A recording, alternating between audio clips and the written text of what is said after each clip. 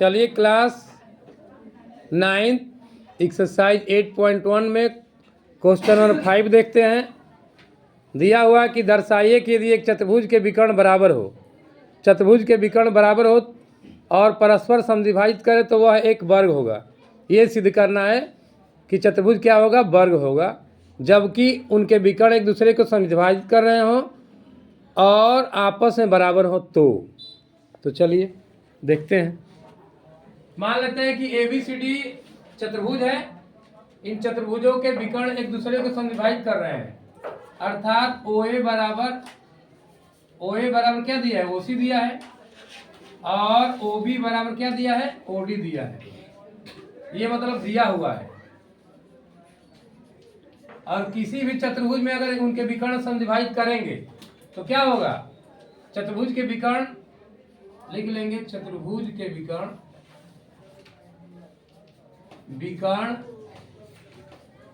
समद्विभाजित कर रहे हैं।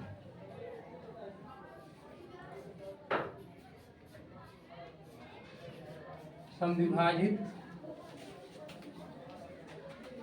कर रहे हैं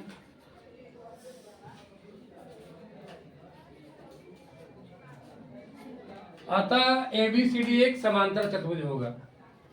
अतः ABCD एक समांतर चतुर्भुज होगा।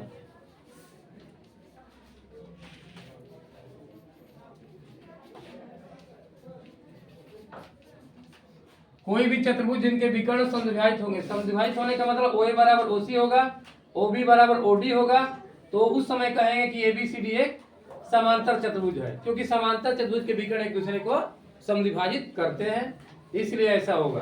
तो ABCD समांतर चतुर्भुज हो गया। अब जो है त्रिभुज ABC और त्रिभुज DCB में देखते हैं, तो लिख लेंगे अब त्रिभुज ABC तथा ट्रायंगल DCB में क्या क्या मिल रहा है।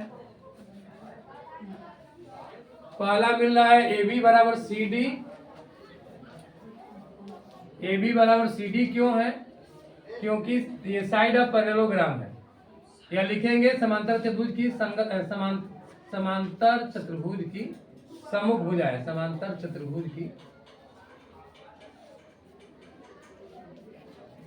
सम्मुख भुजा है ये। और जो समांतर चतुर्भुज की सम्मुख भुजा क्या होती है, सम्मुख भुजाएं हैं।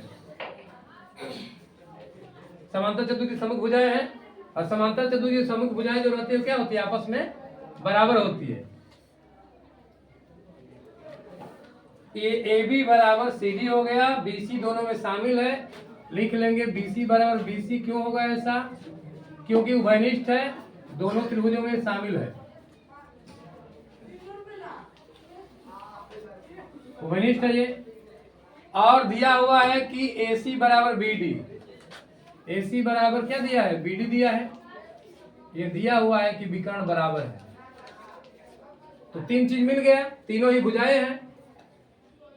अतः triangle ABC congruent triangle DCB सर्वांगसम हो जाएगा S के अंतर्गत। जैसे ही सर्वांगसम होगा ये, वैसे ही हम लोग लिखेंगे कोण B बराबर कोण C, एंगल B बराबर एंगल C होगा। इसका कारण क्या है, CPCD से होगा। Corresponding part of congruent triangle सर्वांगसम त्रिभुज के संगत भाग है, तो इनके वजह से ये बराबर हो जाएगा कोण B बराबर कोण C। और समांतर चतुर्भुज में तिर्यक रेखा BC है, उसके एक ही तरफ के कोण क्या होंगे, संपूरक होंगे। Angle B plus angle C बराबर क्या होगा, संपूरक का मतलब होगा 180 डिग्री।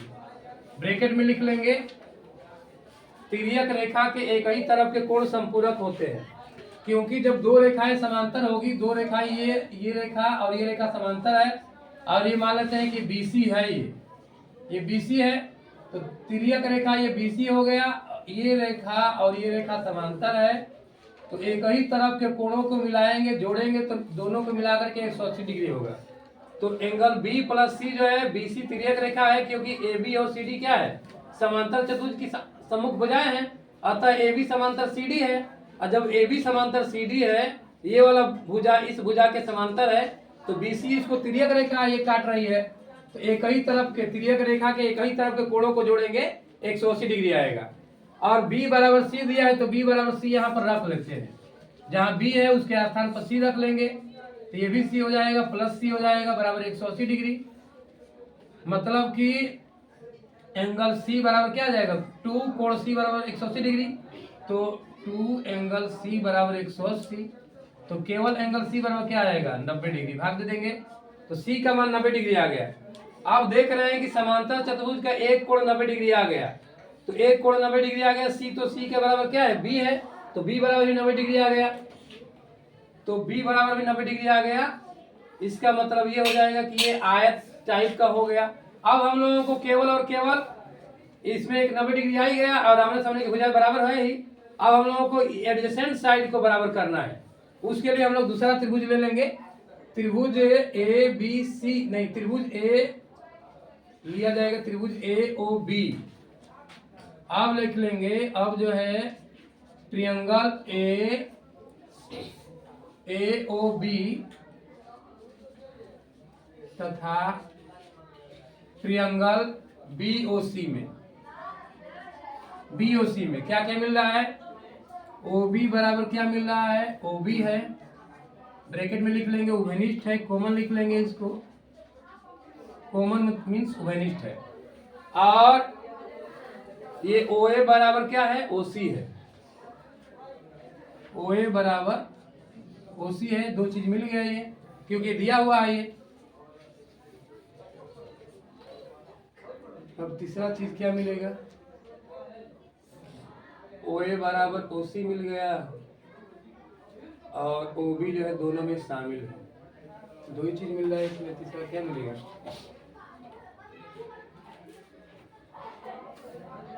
बराबर होगी क्योंकि AB तो DC के बराबर आ गया और AD जो है BC के बराबर आ गया। अब हम लोगों को ये AB बराबर BC लाने के लिए दोनों त्रिभुजों को सर्वांगसम करना पड़ेगा, तो इसमें हम लोगों को OA बराबर OC मिल रहा है, OB दोनों में शामिल है। तीसरा चीज कोई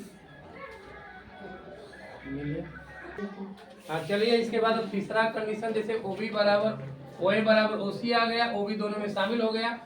अब ये वाला एंगल जो है, एंगल ये ABD या ABO, एंगल ABO बराबर एंगल OBC आएगा, मतलब 1 बराबर 2 हो जाएगा, या ऐसे पूरा नाम लिख लेते हैं, OBC आएगा, OBC आएगा। कारण क्या है, समांतर चतुर्भुज के विकर्ण, समांतर चतुर्भुज के विकर्ण,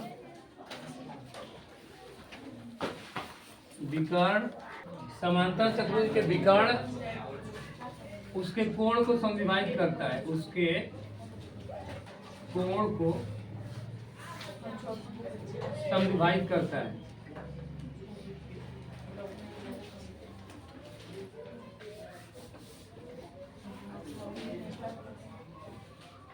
समांतर चतुर्भुज के विकर्ण उसके कोण को समविभाजित करता है, इसलिए वो एंगल 1 बराबर 2 आ जाएगा। अतः triangle AOB congruent triangle BOC congruent हो जाएगा, सर्वांगसम हो जाएगा। जब सर्वांगसम हो जाएगा लिखेंगे AB बराबर BC। अतः दो ये त्रिभुज AOB और BOC सर्वांगसम हो जाएगा, और जब सर्वांगसम होगा तो क्या लिखेंगे, AB बराबर हो जाएगा BC हो जाएगा, अर्थात संलग्न भुजाएं बराबर हो गई। समांतर चतुर्भुज की यदि संलग्न भुजाएं बराबर हो जाएगी तो सही भुजाएं बराबर हो जाएगी, क्योंकि AB बराबर BC हो जाएगा, संलग्न भुजाएं बराबर हो गई और प्रत्येक कोण 90 डिग्री के आ गया। अतः ABCD क्या होगा, अतः ABCD एक वर्ग है। कारण क्या है इसका फिर से समझ लेंगे, फिर से देख लिए। चलिए अब देख लिए कि जो है AB बराबर BC भी आ गया और एंगल सी बराबर 90 डिग्री आ गया। जब एंगल सी बराबर 90 डिग्री आ गया तो बी बराबर 90 डिग्री, सी के सामने की भुजा कोण ए बराबर होगा, एंगल सी बराबर एंगल ए होगा। और जब बी का 90 डिग्री माना आया तो डी का भी माना आएगा 90 डिग्री। कारण क्या है, क्योंकि सम्मुख कोण आपस में बराबर होते हैं। एंगल बी के बराबर एंगल डी आएगा समांतर चतुर्भुज में, और एंगल सी के बराबर एंगल ए आएगा।